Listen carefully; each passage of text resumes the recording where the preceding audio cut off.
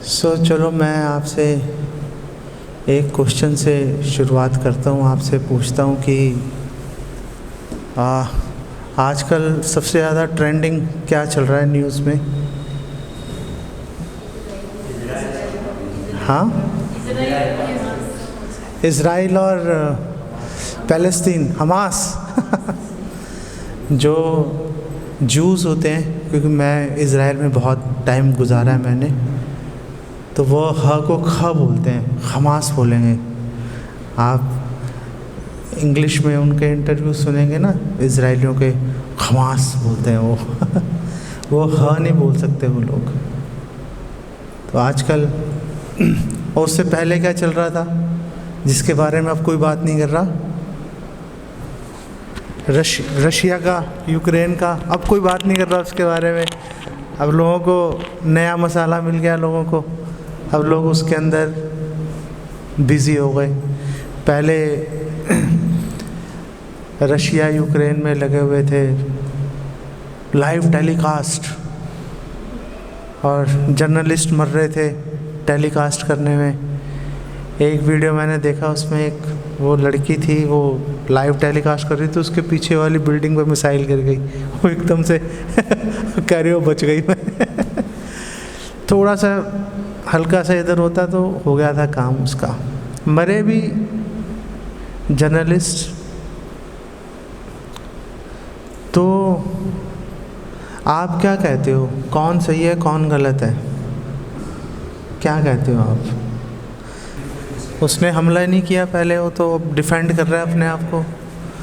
और हमारे शास्त्रों में बोला है कि 6 तरह के एग्रेसर्स जो आतताई हैं, 6 तरह के आतताई, उनको मारा जा सकता है। जो आपके घर को आग लगा रहा है, आपको विष दे रहा है, आपकी पत्नी का हरण कर लिया उसने, ऐसे 6 लोगों के बारे में बताया गया कि जिनको मारा जाए तो पाप नहीं लगता। गलत काम कर रहे हो तुम तो जो, चलो हमास गलत है, इज़राइल ठीक है, लेकिन वो फ़लस्तीनियों का क्या हुआ जो गाज़ा पट्टी में रह रहे हैं, जो ना इधर के ना उधर के, उनका क्या हुआ? वो लोग, उनका कोई दोष है कि नहीं है? क्या दोष है उनका? उन्होंने आतंकवादियों को पनाह दी, लेकिन हो सकता है वो अपनी मर्जी से ना कर रहे हो, क्योंकि आतंकवादी तो ज़बरदस्ती कर लेते हैं ना, बंदूक दिखाएंगे। अब शरीफ आदमी तो डर जाएगा, तो क्या करेंगे? वो चुपचाप बैठे रहते हैं, नहीं? और अब इज़राइल वालों ने ऊपर से वो पैम्फलेट्स फेंक दिए, अब खाली कर दो 24 घंटे में, 10 लाख लोग भागो यहाँ से। और भाग के कहाँ जाएंगे? इजिप्ट की तरफ जाएंगे। इस तरफ तो इज़राइल है, दूसरी तरफ इजिप्ट है। इजिप्ट भी एक मुस्लिम कंट्री है। उन्होंने कहा हमें नहीं चाहिए भाई, उन्होंने अपना बॉर्डर बंद कर दिया। अब कहाँ जाएंगे? उधर से हमास वालों ने बोला यहीं पे डटे रहो, मर जाओ, घर मत छोड़ो अपना। नहीं, दोनों तरफ से फंस गए। वो रहते हैं तो मर रहे हैं, भाग रहे हैं तो मर रहे हैं। वो इजरायलीज मर गए, 1200-1300 की गिनती बता रहे हैं। छोटे छोटे बच्चों को मार दिया। कितना बुरा हाल हो गया, नहीं? उससे पहले कोरोना आ गया था, कोरोना ने लाखों लोग मार दिए। तो ऐसा क्यों हो रहा है? ऐसा मतलब आपका क्या कहना है? एक छोटा सा बच्चा है, उसको मार दिया। जो इज़राइल भी तो बम गिरा रहा है, उसमें भी तो बच्चे मर रहे हैं, नहीं? छोटे छोटे बच्चे मर रहे हैं उसके अंदर। तो क्या हो रहा है? मतलब वो बच्चे का क्या दोष है? क्या कहते हो आप? उस बच्चे का कोई दोष है कि नहीं है? उस बच्चे का कोई दोष नहीं है। फिर कैसे मर गया वो? कैसे उसको दुख मिल गया इतना, कईयों के हाथ पैर उड़ गए, जैसे अफ़गानिस्तान है। क्या चाहिए? आप कुछ कह रहे हो आप? अच्छा ओके, नहीं नहीं, आपके पीछे वाले से पूछ रहा था। सॉरी, कर्मा। ओ, एक कर्मा कहाँ से पकड़ लिया आपने? कर्मा। सो वो कहते हैं ना, जब कर्म भुगतने पड़ते हैं तो बड़ी परेशानी आती है। कर्मा, कर्मा का पॉइंट आ गया। ओके, ये कर्मा की बात जो है आपके इस क्रिश्चियनिटी में कर्मा की बात नहीं करते, और आपका इस्लाम में भी कर्म की बात नहीं करते। इनफैक्ट इस्लाम में तो बोल रहे हैं कि आप चोर हो, डाकू हो, लुटेरे हो, कुछ भी हो, बस आप कलमा पढ़ो भाई, आपको प्रोटेक्शन मिलेगी, आप जन्नत जाओगे। उनका तो बेसिक कॉन्सेप्ट, एटलीस्ट जो प्रीच कर रहे हैं, अब वो एग्जैक्टली कुरान या हदीसों में क्या लिखा है पता नहीं, लेकिन ये लोग जो प्रीच कर रहे हैं वही कर रहे हैं ना। जैसे वो एक यूपी में था बहुत बड़ा गुंडा, अतीक, है ना? अतीक था ना, अतीक, अतीक। एक उसका भाई भी था, दोनों उसको गोलियों से मार दिया, मतलब कोर्ट के अंदर गोलियों से मार दिया, बताओ। और भागने की कोशिश नहीं कर रहे, जो जिन्होंने मारा भागने की कोशिश नहीं कर रहे। अभी पीछे मेरी किसी एक डिवोटी से बात हो रही थी, बोल रहे थे कि दिल्ली बहुत सेफ़ है। और मैंने कहा आपकी रोहिणी कोर्ट में मार देते हैं दिन दहाड़े लोगों को, आप कह रहे हो दिल्ली सेफ़ है? ये तो समझो आप पे नज़र नहीं पड़ी अभी तक किसी की। नहीं तो आपको मार मूर के निकल जाएंगे, भागते भी नहीं आजकल। एक मेरे को किसी ने एक वीडियो फॉरवर्ड किया था, रोहिणी कोर्ट के पास में वो एक कोई होगा आदमी, उसको उन्होंने पहले तो गोलियां मारी, धाड़ धाड़ धाड़ धाड़ धाड़ धाड़, फिर ऐसे नहीं भागे, उसके पास गए, उसको हिला डुला के देखा कि मरा के नहीं मरा। और फिर वहाँ से आराम से चलते हुए गए, कोई जल्दबाजी नहीं है। पकड़े गए तो भी नाम हो जाएगा, बोले यार बड़ी दिलेरी का काम भाई, इसमें क्या दिलेरी है? आपके हाथ में बंदूक, अगर आपने दिलेरी दिखानी है तो आप ओलंपिक में जाके दम दिखाओ अपना। नहीं, आपने एक निहत्था आदमी, आपने सरप्राइज़ उस पर अटैक करके मार दिया उसको, मतलब इसमें कौन सी दिलेरी है? ये तो पागलपन है ना ये। तो जैसे ये बच्चे ने कर्मा की बात की, तो क्रिश्चियनिटी इस्लाम में कर्मा की बात नहीं करते। वहाँ तो बेसिकली यही बात कर रहे हैं कि अगर आप के पास पैसा है तो आप अच्छे मुसलमान हैं, अच्छे ईसाई हो, अगर पैसा नहीं है तो बेकार हो आप। फिर आप और परिश्रम करो और अपने जो आपके अंदर कमी है उसको और सुधारने की कोशिश करो, वो इसी के ऊपर बात कर रहे हैं। लेकिन सनातन धर्म है वो कर्म की बात लेके आता है कि हमारे अनगिनत जन्म हो चुके हैं, अनगिनत जन्म हो चुके हैं, और उन अनगिनत जन्मों में हमने अनगिनत कर्म किए, और फिर उन कर्मों का लेखा जोखा चल रहा है। आपका जो शरीर है, जो वर्तमान शरीर है, आपके जो इंटेलिजेंस लेवल है, बुद्धि का जो स्तर है आपका, आप जो सुख और दुख आप भोग रहे हो, भोग चुके हो, आगे टाइम में भोगोगे, वो सब हमारे कर्मों का बेसिकली फल है। ठीक है ना, कर्मों से चल रहा है। तो आपको आप में से परीक्षित महाराज के बारे में कितने लोग जानते हो आप? हाथ करें। ओके। सो परीक्षित महाराज एक राजा थे, बहुत बड़े राजा। बिल्कुल आप समझो कि महाभारत का युद्ध खत्म हो गया, और महाभारत का युद्ध खत्म हो गया, पांडव जो हैं भगवान, पहले तो भगवान कृष्ण अंतर ध्यान हो गए, उसके बाद पांडवों ने शरीर छोड़ दिया, तो अब पांडवों का जो संतान है, पांडवों का बच्चा था अभिमन्यु, अभिमन्यु का पुत्र था परीक्षित, ठीक है ना। तो परीक्षित को एक छोटे से साधु के बच्चे ने श्राप दे दिया, 7 दिन में मर जाओगे, तुमने मेरे पिता का अपमान किया। अच्छा, तो परीक्षित महाराज आके गंगा जी के तट पर बैठ गए और वहाँ पे बहुत सारे साधु महात्मा इकट्ठे हुए। तो उसमें एक थे सुखदेव गोस्वामी। तो परीक्षित महाराज ने सुखदेव गोस्वामी से अनेक प्रश्न पूछे और सुखदेव गोस्वामी ने उनके उत्तर दिए। तो परीक्षित महाराज ने सुखदेव गोस्वामी से पूछा, आप प्लीज़ बताओ नरक क्या होते हैं, कितने नरक होते हैं, नरक कहाँ पर स्थित हैं, इस ब्रह्मांड के अंदर हैं, ब्रह्मांड के बाहर हैं, या इस पृथ्वी पर ही अलग अलग जगह पे नरक बने हुए हैं, आप बताओ हमें।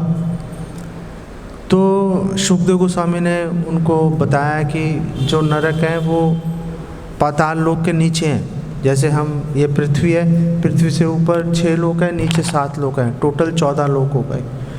फिर सबसे नीचे पाताल है। वो बोलते हैं ना, तो ये पाताल से भी खोज के निकालूंगा तो पाताल वो सबसे नीचे है ना, कि सबसे नीचे चला जाएगा तो भी तुझे निकाल लूँगा। पाताल से ऊपर रसातल, तलातल, महातल, ये अनेक 6-7 लोक हैं बेसिकली। सो पाताल लोक के नीचे नरक हैं और नरक लोक के बाजू में ही पड़ोसी हैं पितृलोक हैं। जो अभी श्राद्ध खत्म हुए ना, कल, आज से नवरात्रि शुरू हो गए, तो कल तक श्राद्ध थे। तो पितरों के लिए लोग पूजा इत्यादि कर रहे थे, ब्राह्मणों को खिला रहे थे।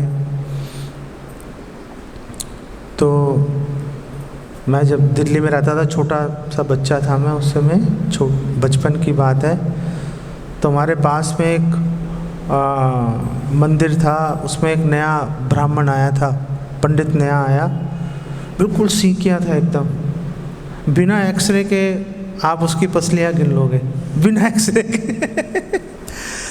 वो 5-6 साल में इतना मोटा हो गया, मेरे से भी ज़्यादा, कि आप एक्सरे में भी उसकी पसलियाँ नहीं आएंगी और श्राद्ध की रोटी खा के मोटा हो गया होगा। तो मैं एक बार उसको मेरी मम्मी ने बोला जाओ तो उसको पंडित जी को बुला ला। तो मैं गया बुलाने के लिए, मैं कहा आओ पंडित जी आप वो भोजन करने के लिए। तो उसने बोला देखो मैं ये नहीं खाऊंगा, मैं वो नहीं खाऊंगा। जब आया था वो पहली बार तो बोल रहा था बताओ बैठूं कहाँ, क्या खिला रहे हो और फिर एकदम से चेंज हो गया वो धीरे धीरे तो उसके पास ही जो नरक है, नरक लोगों के पास ही आपका पितृलोक है। और पितृलोक के राजा कौन है ये कोई बताएगा तो उसको क्या दूंगा, उसको आईपैड दे दूंगा उसको। पितृलोक का राजा कौन है? आईपैड आप ले मत लेना, किसी को पता हो तो। कौन बताएगा पितृलोक का राजा कौन है? कौवा? नहीं, कौवा तो चलो आप उसको, कौवा पता नहीं किसका प्रतीक है, श्राद्ध की उसको खिलाते हैं ना कौवे को श्राद्ध के, लेकिन कौवा नहीं है। आप सब जानते हो, आप सब जानते हो और आप डरते हो उससे। चलो और बताओ, हैं? यमराज देखो। अब लेकिन आपको इसके मैंने इतने सारे हिंट दे दिए, अब आईपैड नहीं मिलेगा आपको, इतने सारे हिंट दे दिए मैंने। तो यमराज जी का ऑफिस जो है वो कहाँ पर है? ऑफिस नरक लोक में है। उनका ऑफिस नरक लोक में, रेजिडेंस पितृलोक के अंदर है, वहाँ रहते हैं। पितृलोक के राजा यमराज जी हैं। तो कितने नरक हैं? तो सुखदेव गोस्वामी ने 7 27 या 28 सो 28 है या कम ज़्यादा है? तो सुखदेव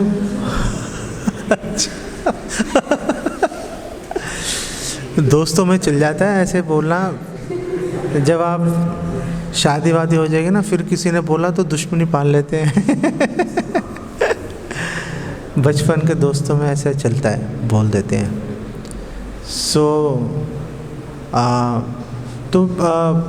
परीक्षित महाराज ने पूछा कितने नरक हैं? तो शुकदेव गोस्वामी ने बोला लाखों नरक हैं, लाखों। और उसमें से उन्होंने 28 नरकों का वर्णन किया, 21 मुख्य और 7 गौण। और उन्होंने बताया नरक लाखों हैं। तो परीक्षित महाराज ने पूछा लाखों नरक क्यों है? मतलब वह आपकी हर एक गलती के लिए एक नरक बना रखा है भगवान ने। आपने ये गलती की तो ये नरक है, वो गलती की वो नरक है। और फिर जो मेन गलतियां हैं, जैसे किसी ब्राह्मण की हत्या कर दी, या किसी स्त्री का हरण कर लिया, या आपके घर में कोई अतिथि आया, आपने उसको आँख दिखा दी, ऐसे करके देखा उसको अतिथि को। आपने किसी को आँख तो नहीं दिखाई कि अपने घर में कोई मेहमान आया अभी तक? आपको पता है कि अगर आपने घर में अतिथि आया, उसको आपने ऐसे आँख दिखाई तो क्या होगा? पता है आपको? आपने दिखाई नहीं दिखाई किसी ने? सच सच बोलना आपने। Oh my God! हाँ, बच्चे बूढ़े किसी को नहीं दिखा सकते। हाँ, तो इसके पता सज़ा क्या मिलती है? आपने ऐसे आँख दिखाई ना, तो एक नरक है, नरक के अंदर, उस नरक के अंदर लेके जाएंगे। वहाँ पे इतनी, जो आपको शरीर मिलेगा उसमें इतनी बड़ी बड़ी आँख होंगी, इतनी बड़ी एक आँख और इतनी बड़ी दूसरी आँख। वो जैसे कार्टून्स में नहीं दिखाते थे, ऐसे आँखें लगी हुई है। तो आप आराम से खड़े हो गए, वहाँ पे खुला मैदान है और इतनी बड़ी आँख है, इतनी बड़ी आँख है। तभी दूर से एक पक्षी उड़ता हुआ आएगा, उसकी इतनी बड़ी चोंच होगी उसकी, वो आके धाड़ से आँख में चोंच मारेगा। इतनी बड़ी आँख क्यों बनाई है? डर लग रहा है कि नहीं लग रहा कि निशाना चूक ना जाए? वो छोटी होगी, जैसे हमारी छोटी सी आँख है, कभी हो सकता है इधर चला जाए या कभी नाक से टकरा जाए। कोई कन्फ्यूजन नहीं चाहिए, आँख बड़ी बना दो भाई। अगर थोड़ा बहुत चूकेगा तो भी जाके आँख के अंदर टकराएगा वो। तो ऐसे नरक अलग अलग। और जैसे किसी ने पानी की चोरी कर ली तो उसको अगले जन्म में चातक पक्षी बन जाएगा। एक चातक पक्षी होता है, अब पता नहीं आप, वो चातक पक्षी की क्वालिटी ये होती है कि उसके सामने आप पानी रख दो, बिल्कुल साफ़ सुथरा, नहीं पिएगा। चातक पक्षी केवल डायरेक्टली बादल से पानी पीता है, बारिश गिर रही होगी उसका पानी पिएगा। उसके सामने कितना ही साफ पानी हो, पिएगा नहीं कभी भी। बादल से प्यासा रहता है। क्यों प्यासा रहता है? क्योंकि उसने पानी की चोरी की थी, उसने प्यासा रहेगा वो। मतलब हर एक, हम कुछ भी गलत काम करते हैं। जो झूठ बोलता है, झूठ बोलने वाले को भी नरक तो सज़ा मिलती है। उसके बाद अगले जन्म जब भी मनुष्य शरीर मिलेगा तो हकला बन जाएगा। ऐसे आपका शाहरुख खान थोड़ा हकलाता है, झूठ बोला होगा उसने पिछले जन्म में। शाहरुख खान को आप में से कोई जानता है, उसको बताना मत आप में से। तो जो झूठ बोलेगा वो नरक में तो झेलेगा, अगले जन्म में जब भी मनुष्य योनि मिलेगी हकला बन जाएगा। वो हकला के बोलेगा किरण, ऐसे बोलते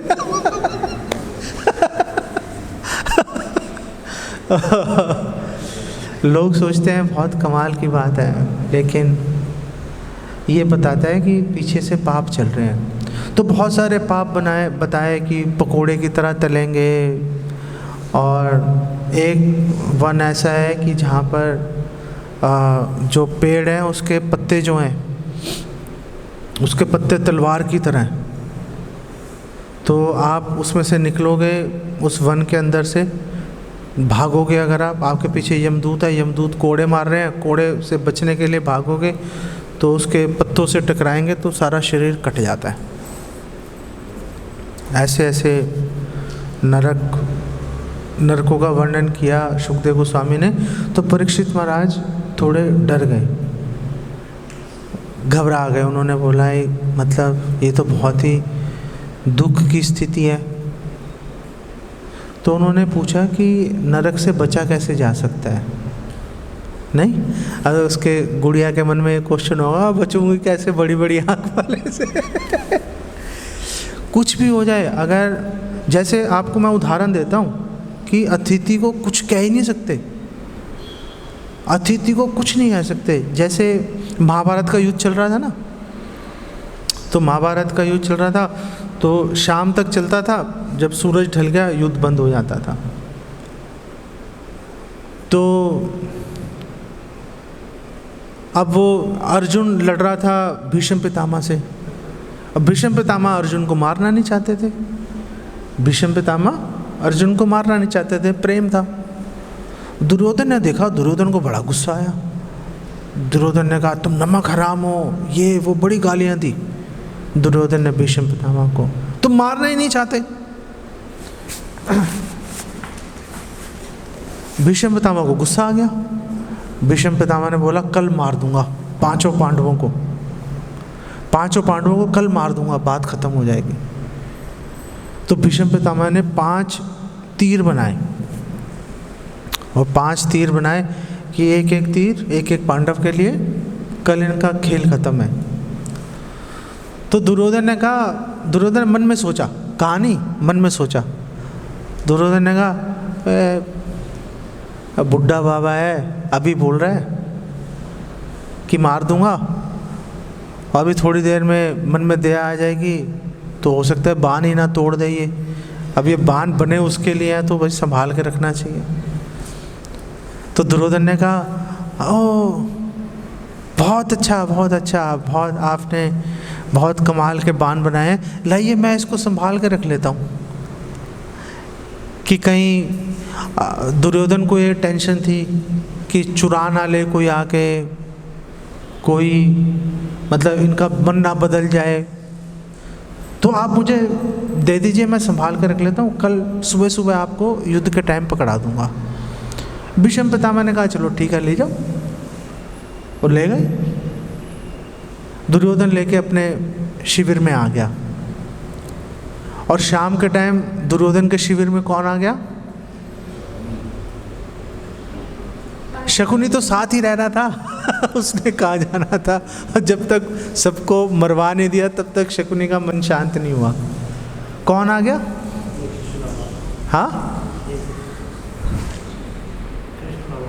कृष्ण नहीं, कृष्ण नहीं आए, कर्ण, कृष्ण, कर्ण और तो अर्जुन आ गया। अर्जुन आ गया उसके खेमे में।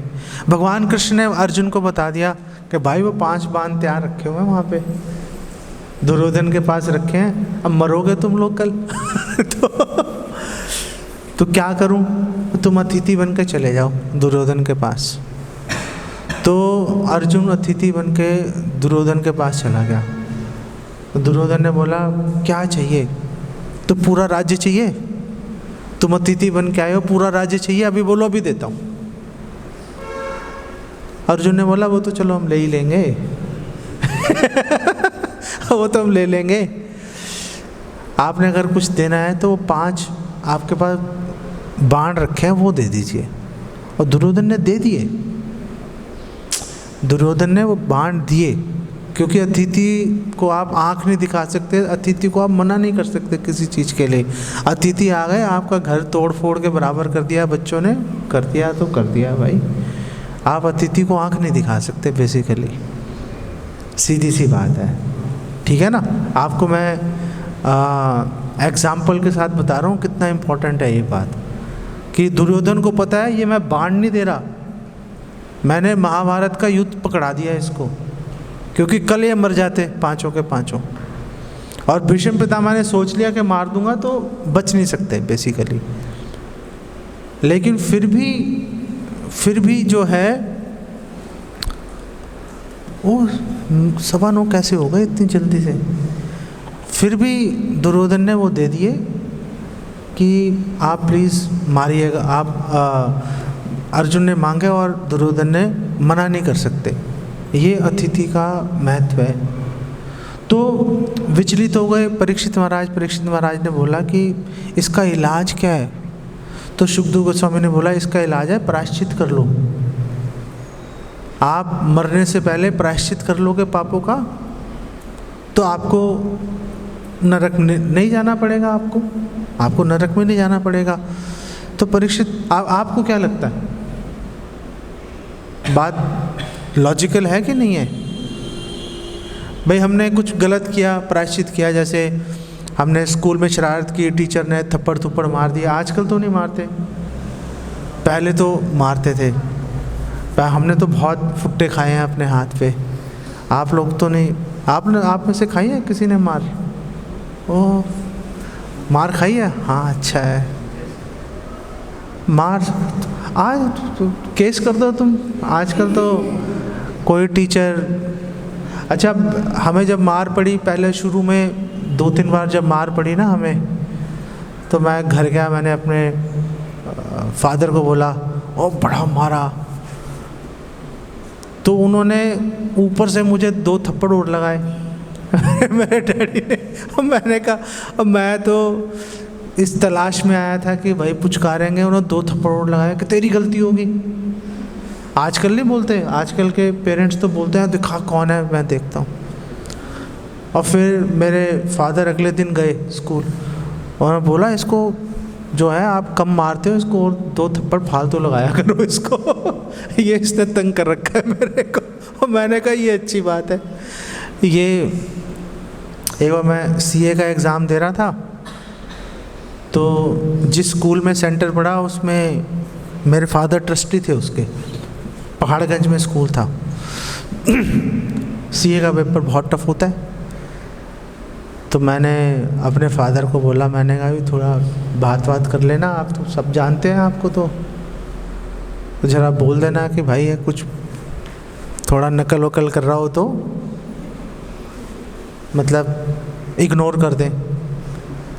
तो मेरे फादर ने बोला ठीक है बात करता हूँ। वो गए वहाँ पे, और जो अगले दिन जो टीचर था, जो चेंज होते रहते हैं ना एग्जामिनर, वो जो था वो मेरे सिर पे आके खड़ा हो गया, कहीं गया नहीं वो मैंने कहा भाई पानी तो पिया हो जाके कह रहा नहीं मुझे बोला गया है भाई इसके साथ खड़ा रही हो तो ये हिले ना अपनी जगह से तो आजकल के लेकिन पेरेंट्स चेंज हो गए।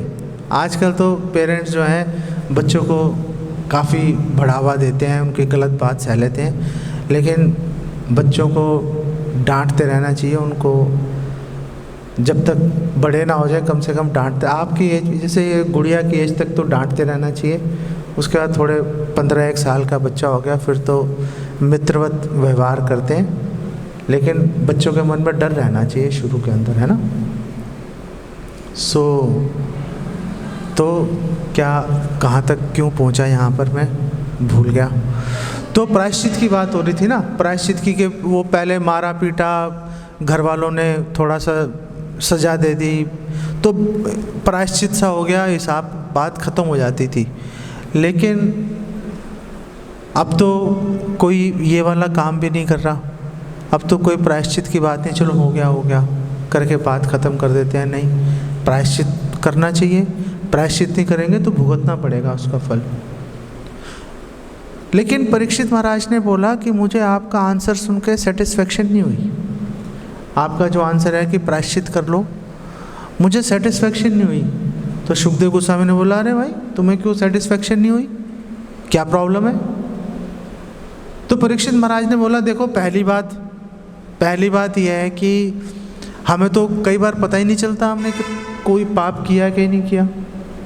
जैसे वो गुड़िया को पता ही नहीं था कि अतिथि को आँख नहीं दिखानी चाहिए, नहीं, हमें पता ही नहीं चलता। और आप खाना बनाते हो उसके अंदर कई कीटाणु मर जाते हैं, पाप है, आप कैसे प्रायश्चित करेंगे उसका। आप सांस लेते हो तो कई कीटाणु जाते हैं, ख़त्म हो जाते हैं, उसका कैसे प्रायश्चित करोगे? और फिर चलो इस जन्म के हमने बहुत नॉलेज आ गई, हमने प्रायश्चित कर लिया, सारे ढूंढ लिए पाप, लेकिन पिछले जन्मों का जो पाप है वो तो अब याद ही नहीं है हमें पिछले जन्मों का, तो कैसे करेंगे? और फिर परीक्षित महाराज ने बोला कि सबसे बड़ी प्रॉब्लम यह है कि प्रायश्चित करने से पाप करने की प्रवृत्ति ख़त्म नहीं हो रही। जो पाप, हम पाप क्यों कर रहे हैं, उसका मूल क्या है? पाप किया, प्रायश्चित कर लिया तो चलो ठीक है, लेकिन जो पाप करने की प्रवृत्ति है, हम बार बार पाप किए जा रहे हैं, पाप करेंगे, प्रायश्चित कर लिया, फिर दोबारा पाप कर लेंगे, तो फिर पिछले प्रायश्चित का क्या फ़ायदा होगा?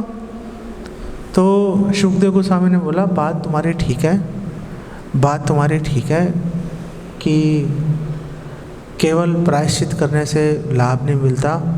तो परीक्षित महाराज ने बोला वो चीज़ बताओ जो कि बिल्कुल काम आने वाली हो, हर कोई उसको अपने जीवन में उतार ले।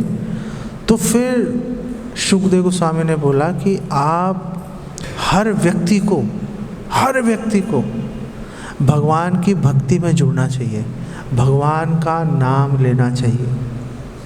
किसी ने एक बार बोल दिया हरे कृष्णा, गरुड़ पुराण में लिखा है कि अगर किसी ने एक बार बोल दिया हरे कृष्णा तो वो इतने पाप कर ही नहीं सकता जितने पाप उस एक हरे कृष्णा बोलने से कट जाएंगे। वो कर ही नहीं सकता इतने पाप, जितने पाप कट जाएंगे। एक बार हरे कृष्णा बोला, सारे पाप खत्म, एक बार हरे कृष्णा बोलने से। परीक्षित महाराज ने बोला ये तो बहुत मुश्किल सी बात लग रही है, ये तो बहुत मुश्किल सी बात लग रही है कि मतलब इतने सारे पाप हैं हमारे, करोड़ों पाप हैं, करोड़ों जन्मों के, हर जन्म में करोड़ों करोड़ों पाप हैं, मतलब कैसे एक बार हरे कृष्णा बोला कैसे ख़त्म हो गया? कोई कभी हुआ है क्या ऐसा? कोई मतलब एविडेंस है क्या इस बात की कि हाँ कभी हो गया हो? तो फिर शुकदेव गोस्वामी ने एक एग्ज़ाम्पल दिया। उन्होंने बोला एक व्यक्ति था अजामिल नाम का, और वो अजामिल का नाम सुना है आप में से? किसी ने नहीं सुना? माता आप वो तो तुमने तो चलो सुना होगा ना। अच्छा, तो आप जब अगली बार जब आपका नेक्स्ट संडे क्लास होगी ना तो आप उनको बोलना कि अजामिल के बारे में डिस्कस करेंगे, ठीक है? आप बोलना कि उनको अजामिल की आपको स्टोरी सुनाएंगे, क्योंकि अपना अभी टाइम ख़त्म हो गया ना। तो संक्षेप में आपको बताऊं, ये अजामिल था, ब्राह्मण था जन्म से, और जन्म से भी ब्राह्मण था और कर्म से भी ब्राह्मण था। बहुत सारे यज्ञ कर रहा था, बहुत सारे तपस्याएं कर रहा था, माता पिता का आज्ञाकारी था। एक बार उसके पिता ने बोला कि देखो यज्ञ की सामग्री ख़त्म हो गई हवन की, तुम जाके जंगल से लकड़ी ले आओ। वो जंगल में लकड़ी लेने गया तो जंगल में उसने एक दृश्य देखा 10 सेकंड के लिए। वहाँ पे उसने देखा एक शूद्र व्यक्ति था, शराब के नशे में धुत, उसकी आंखें गोल गोल घूम रही थी और वो एक वैश्या का आलिंगन कर रहा था। उसने ये दृश्य देख लिया, सिर्फ 10 सेकंड के लिए देखा और वहाँ से भाग गया। वो अजामिल भाग गया, लेकिन उसके माइंड में वो इम्प्रेशन छप गया, उसके माइंड में वो इम्प्रेशन छप गया कि मैंने ये क्या दृश्य देख लिया। उसने बहुत कोशिश की उस दृश्य को अपने माइंड से निकालने की, लेकिन वो उसके माइंड के अंदर घुस गया। वो दृश्य इतना ज़्यादा उससे प्रभावित हो गया कि अजामिल ने अपने माता पिता को छोड़ दिया, अपनी पत्नी को छोड़ दिया और उस वैश्या के पास चला गया, वैश्या के साथ रहने के लिए। ब्राह्मण कुल में जन्म लेने से आप कह सकते हो कि अरे यार बड़ा पागल आदमी है वो, नहीं, लेकिन हम लोग कोई भी गलत दृश्य देखते हैं, गलत बात सुनते हैं, उसका हमारे मन पे एक इम्प्रेशन आता है, एक छवि बन जाती है हमारे हृदय पे। हमें हमेशा ये बात सोच के चलनी चाहिए कि हम क्या देख रहे हैं, क्या सुन रहे हैं, क्या खा रहे हैं, क्या बोल रहे हैं, हमें बहुत सावधान रहना चाहिए। इंटरनेट से अभी क्या हो गया कि फ्री फॉर ऑल है ना, हर चीज़ मिल रही है। जैसे पीछे मैं एक आर्टिकल पढ़ रहा था, उसमें जो तिब्बत के जो बौद्ध होते हैं ना, जो मोनेस्ट्रीज़ में रहते हैं, मोनेस्ट्री में एक एवरेज, एक जो साधारण, कोई ऐसे कोई बड़ा भयंकर व्यक्ति नहीं, साधारण आदमी रह रहा है जो बौद्ध है, वो 10 साल के अंदर जितनी इन्फॉर्मेशन कलेक्ट करता है, वो एकांत में रह रहे हैं, कोई लेना देना नहीं किसी से। जो मठ के लोग हैं मोनेस्ट्री के, सिर्फ उन्हीं से थोड़ा बहुत बातचीत होगी, सब अपना ध्यान में लगे रहते हैं। वो 10 साल में जितनी न्यू इन्फॉर्मेशन उसको मिलती है, हम लोग हर 1 घंटे में वो इतनी इन्फॉर्मेशन ले लेते हैं, उससे ज़्यादा। आप रिलेट कर पा रहे हो? एक मोनेस्ट्री में बैठा हुआ है, 10 साल के अंदर उसको वो चीज़ें पता नहीं चल रही जो हम 1 घंटे से कम टाइम में हम रोज़ इन्फॉर्मेशन को लिए जा रहे हैं। इसीलिए तो वो फोकस कर लेते हैं, हम लोग फोकस नहीं कर पाते। 5 मिनट से ज़्यादा हमारा फोकस का, हमारा माइंड चलता ही नहीं है किसी के अंदर। जब तक बहुत प्रेशर नहीं आएगा तब तक फोकस नहीं आता। सही बोल रहा हूँ, गलत बोल रहा हूँ? क्यों है? क्योंकि हम बहुत सारी इन्फॉर्मेशन ले रहे हैं ना, और हम सोच रहे हैं कि इससे कोई फ़र्क नहीं पड़ रहा। हमारा फोकस गायब हो गया, हमारा स्पेशली मोबाइल्स के चलते सारा फोकस गायब हो गया हमारा। तो अजामिल ने बहुत कोशिश की हटाने की, नहीं हटा।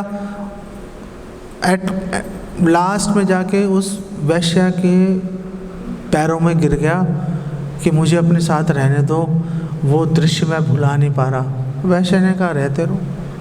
और वहाँ पे एक बहुत महत्वपूर्ण बात बोली, उससे 10 बच्चे वैश्या से पैदा हुए अजामिल के, लेकिन भागवतम में लिखा है तत्सुता कि वो वैश्या के पुत्र थे, अजामिल के पुत्र नहीं थे, क्योंकि वैश्या का पता नहीं चलता किसका पुत्र है।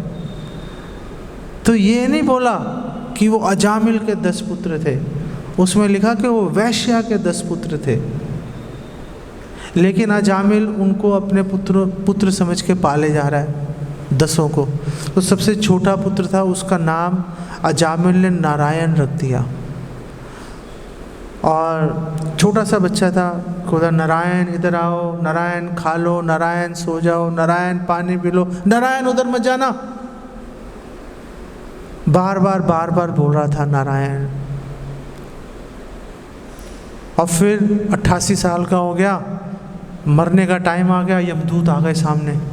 ये मैं आपको संक्षेप में बता रहा हूँ। यमदूत आ गए, यमदूत को देख के उसकी हालत ख़राब हो गई। 3 यमदूत आए थे, हालत टाइट हो गई उसकी, अजामिल की। तो जब मरते हैं ना, तो हम लोग भी यमदूतों को देखते हैं तो मलमूत्र त्याग करते हैं डर के मारे। तो अगर कोई मलमूत्र त्याग कर रहा है, समझ लो यमराज, उसने यमदूतों को देख लिया उसने, तभी मलमूत्र त्याग कर रहा है। तो उन्होंने उसको रस्सी से बांधा अपने पास से, यमदूतों ने, और उसको ले जा रहे थे। और अजामिल ने जोर से बोला अपने बेटे को, नारायण नारायण बचाओ। अब वो बुला किसको रहा है? अपने बेटे को, लेकिन नारायण नारायण है। जैसे आप भीड़ में कहीं खड़े हो, तो जैसे आप में से किसी का नाम सपोज राजू है, तो किसी ने बोला ओ राजू, तो अब आप पीछे मुड़ के ज़रूर देखोगे कि भाई किसने आवाज़ दिया है, चाहे वो किसी और को कोई व्यक्ति आवाज़ दे रहा हो। तो ऐसे ही भगवान नारायण ने सुन लिया, अरे कौन बुला रहा है?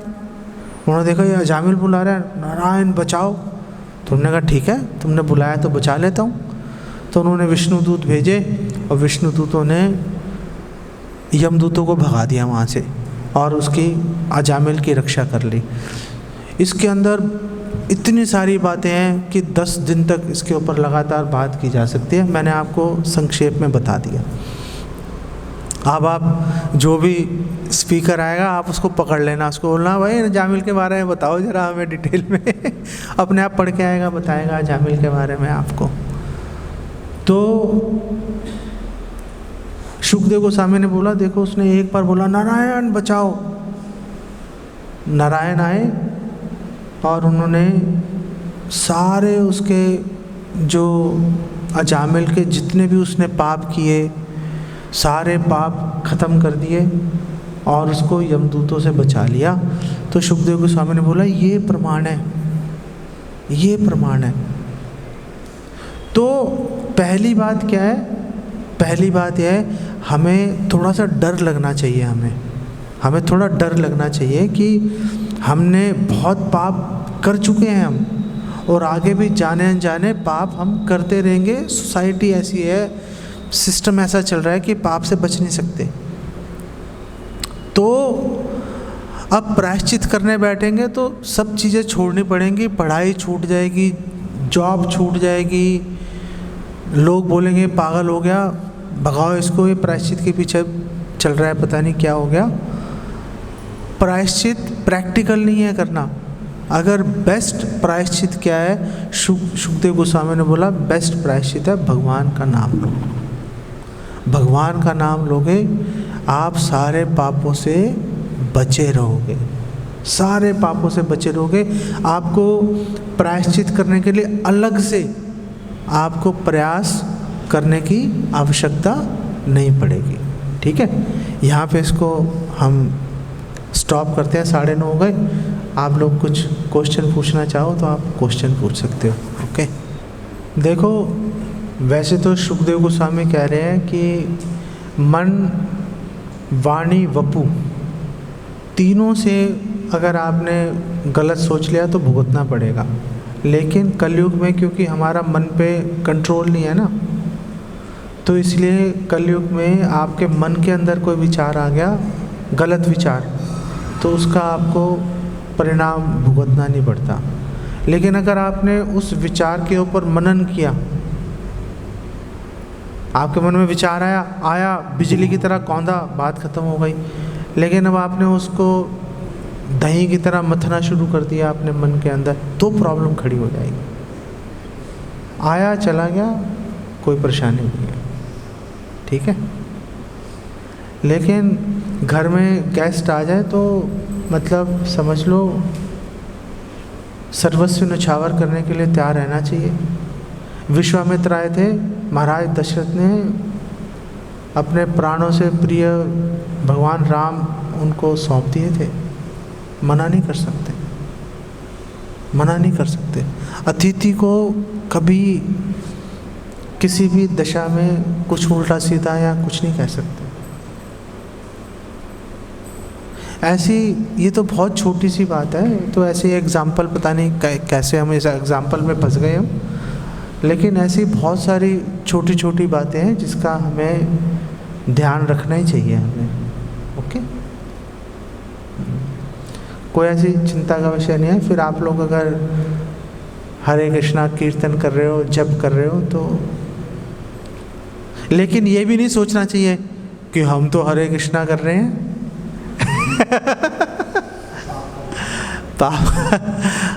देखेंगे कौन है,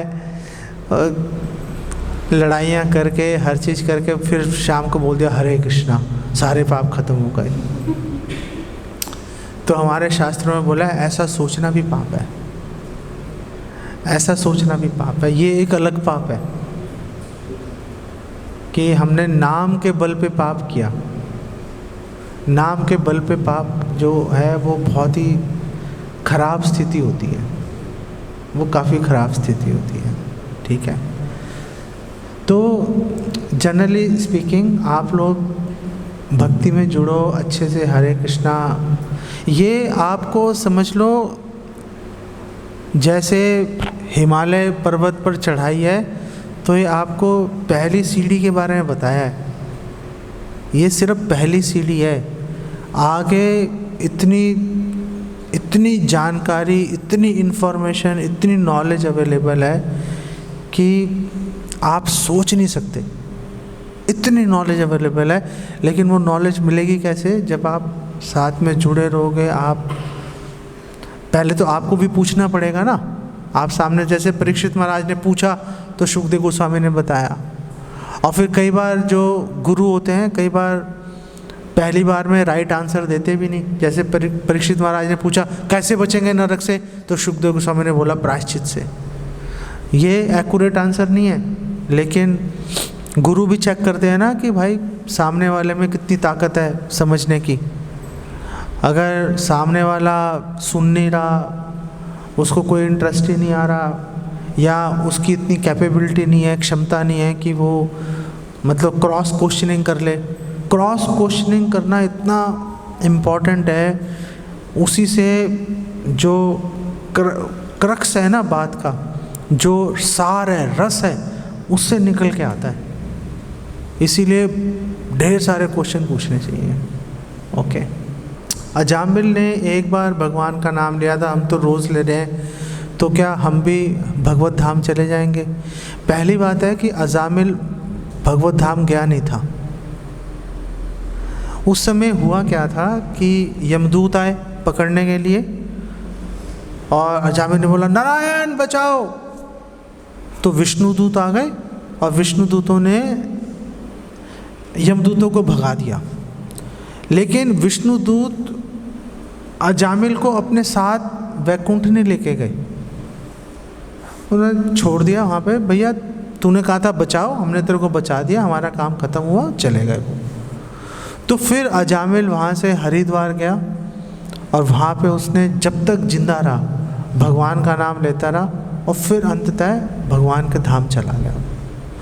तो तुरंत नहीं गया था, बीच में उसको एक सेकंड चांस मिला, उसको एक अवसर मिला कि वेल चलो अब तुम्हें मौका मिल गया, भगवान का नाम लो।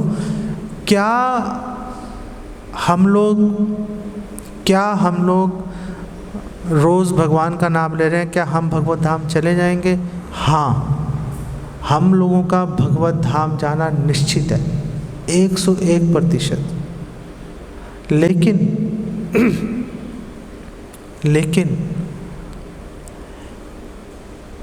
एक भक्त है, वो भगवान के धाम जाने से भी ऊंची सोच रखता है वो।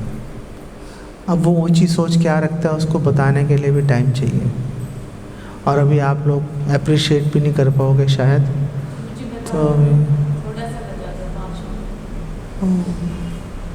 उससे होगा क्या बताने से? आपको बताने से होगा क्या? तो इसी प्रसंग में एक श्लोक है, वो इस विचार को प्रकट करता है। भागवतम के जहाँ पे ये प्रसंग चल रहा है 6ठे स्कंद के पहले अध्याय में, तो वहाँ पर शुकदेव गोस्वामी कह रहे हैं नारायण परा सर्वे, कि जिसने भगवान नारायण की, भगवान कृष्ण की शरण स्वीकार कर ली। नारायण परा का मतलब शरण स्वीकार कर ली। जिसने भगवान कृष्ण की शरण स्वीकार कर ली, ना कुतश्चन बिभ्यति, उसको कोई डर नहीं लगता अब जीवन में। अब नहीं डरता, अब वो ये नहीं सोचता अरे वैकुंठ चले जाऊं, पाप से बच जाऊंगा, नरक जाने से बच जाऊंगा। अब वो ये बात नहीं सोचता। अब जो भक्ति में थोड़ी सी उन्नति कर लेता है, थोड़ा सा आगे बढ़ गया, उसके लिए क्या हो जाता है? स्वर्ग की स्वर्ग लोक है जहाँ पे इंद्र इत्यादि देवी देवता रह रहे हैं। अपवर्ग वैकुंठ, और नरकेशु, और जो नरक हैं वो तुल्याथ दर्शिना, वो उसको बराबर लगते हैं, एक जैसे लगते हैं। अब जो व्यक्ति भक्ति में जुड़ जाता है, भक्ति में प्रगति करता है, आगे बढ़ता है, सीरियसली लेता है भक्ति को। हरिनाम जप करना तो एक अंग है, इसका महत्वपूर्ण अंग है, लेकिन बहुत सारी चीज़ें हैं करने वाली। जो भक्ति में आगे बढ़ेगा वो स्वर्ग, वैकुंठ और नरक एक जैसे दिखाई देते हैं। एक जैसे दिखाई देते हैं मतलब उसको अब नरक जाने का डर नहीं रहता, ना स्वर्ग और वैकुंठ जाने की इच्छा रहती है। अब तो वो ये सोचना शुरू कर देता है कि भगवान जहाँ रखेंगे वहाँ पे रहूँगा, मेरे लिए स्वर्ग या नरक या वैकुंठ महत्वपूर्ण नहीं है।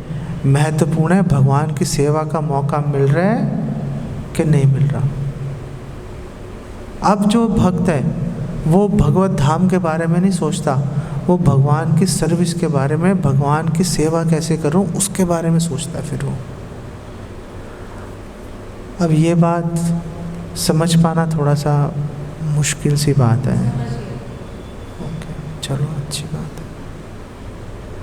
चलो उस लेवल तक हमें उठना होगा कि हम भौतिक जगत से हट के भगवान को अपने आप को पूर्ण समर्पण करें। हाँ, जो भी काम करें भगवान को संतुष्ट करने के लिए करें। जो भी काम करना है, आप भोजन बना रहे हो भगवान को संतुष्ट करने के लिए बनाओ। आप कपड़े धो रहे हो भगवान को संतुष्ट करो। आप बाज़ार से सामान खरीद के ला रहे हो भगवान को संतुष्ट करो। अपने बच्चों को पाल रहे हो भगवान को संतुष्ट करो। पढ़ाई कर रहे हो भगवान को संतुष्ट करो। जॉब कर रहे हो, बिजनेस कर रहे हो, भगवान को संतुष्ट करने के लिए करो। कैसे होगा? हर भक्त के लिए, हर व्यक्ति के लिए अलग से उसका पूरा एक रोड मैप बनाया जाता है। ये जो हम आपको बात कर रहे हैं ये जनरल इंस्ट्रक्शंस हैं, ये जनरल इंस्ट्रक्शंस हैं। ये जो हम आपको बता रहे हैं, जो भी यहाँ पे बैठ के आपसे बात करेगा वो एक जनरल इंस्ट्रक्शंस की बात करेगा कि ओवरऑल क्या करना चाहिए। ये विटामिन की गोलियाँ हैं, लेकिन एग्जैक्टली क्या करना है उसके लिए आपको स्पेशली सामने से जाके अलग से पूछना पड़ेगा कि मेरी करंट सिचुएशन ये है, आप मुझे बताओ मैं कैसे आगे बढ़ूं और मुझे कहाँ तक जाना चाहिए। आपको करंट सिचुएशन क्लियर होनी चाहिए और गोल क्लियर होना चाहिए, फिर जाकर आपको जो रास्ता है आपको फिर जाके रास्ता क्लियर होगा आपको। अगर हमें करंट सिचुएशन नहीं पता, हमें गोल पता है, लोकेशन पता है जहाँ जाना है, लेकिन हम कहाँ खड़े हैं तो पहुँच सकते हैं? पहुँच ही नहीं सकते।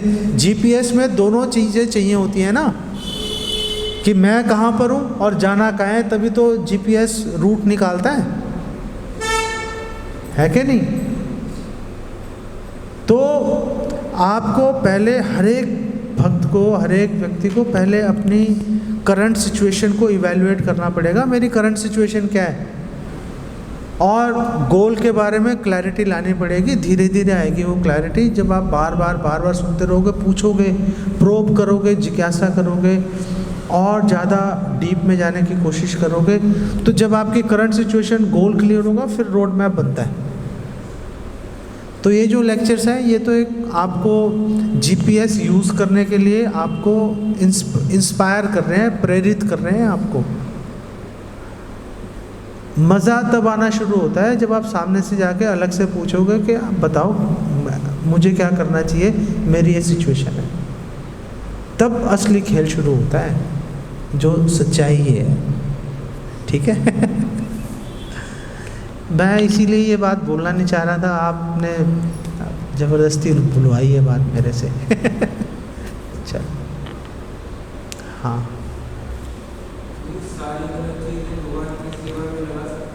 क्या चीज़? गलत चीज़ें? क्या हम गलत चीज़ें भगवान की सेवा में लगा सकते हैं? कौन सी गलत चीज़ें?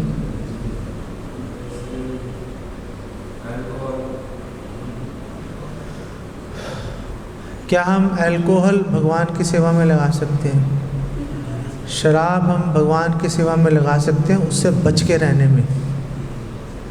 कैसे बच के रहेंगे हम? अब आपने शराब की बात की, तो शराब पीने वालों के लिए भी एक नरक है, कुछ स्पेशली नरक बनाया गया उसके लिए। जो शराब पीते हैं उसका नाम है अयहपान नरक, अयहपान।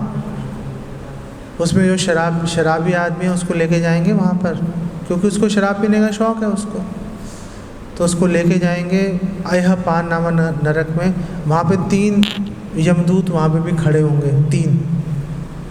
तो उसमें से एक यमदूत उसका निचला जबड़ा पकड़ेगा, उसका निचला जबड़ा पकड़ के यूँ खींचेगा, एक ऊपर का जबड़ा पकड़ के यूँ ऊपर खींचेगा, और तीसरा यमदूत जो है वो पिघला हुआ लोहा, तरल लिक्विफाइड आयरन उसके मुंह में डालेगा, शराब पीने का उसको इनाम मिलेगा उसको। तो शराब पीना इतना खतरनाक है।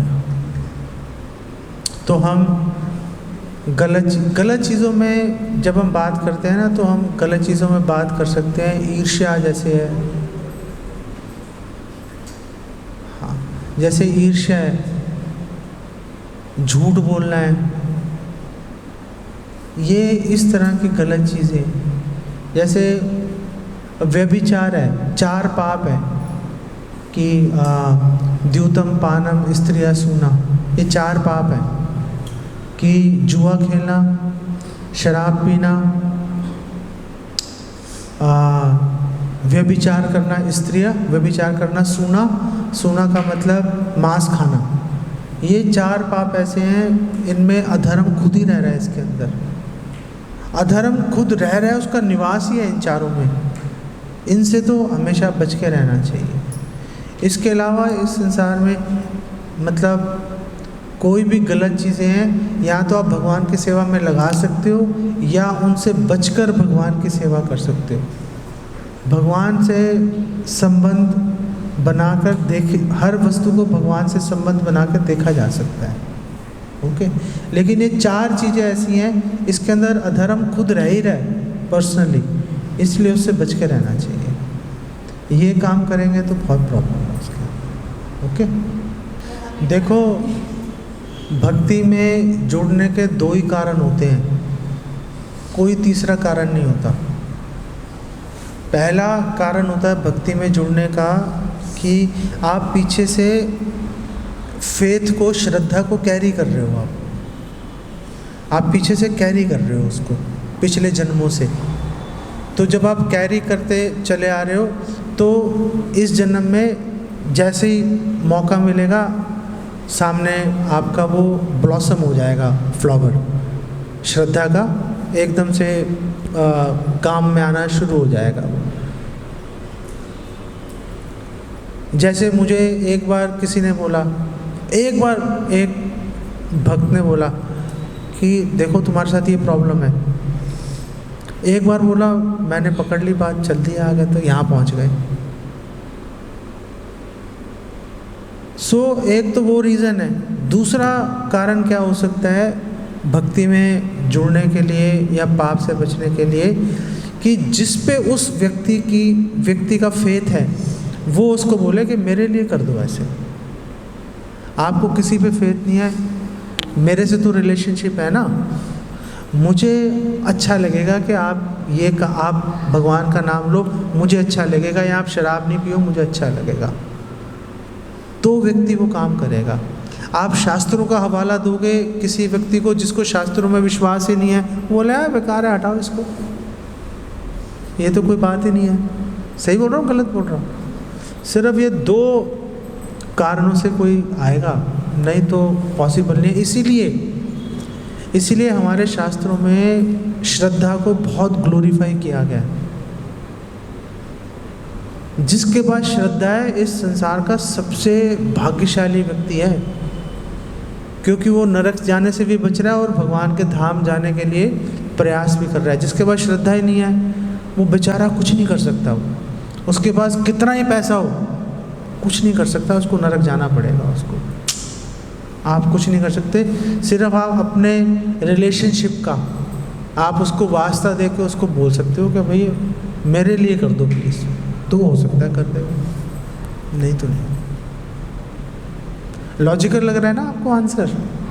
हाँ, ओके। ये मैं आपको प्रैक्टिकल एंगल से बता रहा हूँ आपको मैं एकदम, ठीक है ना?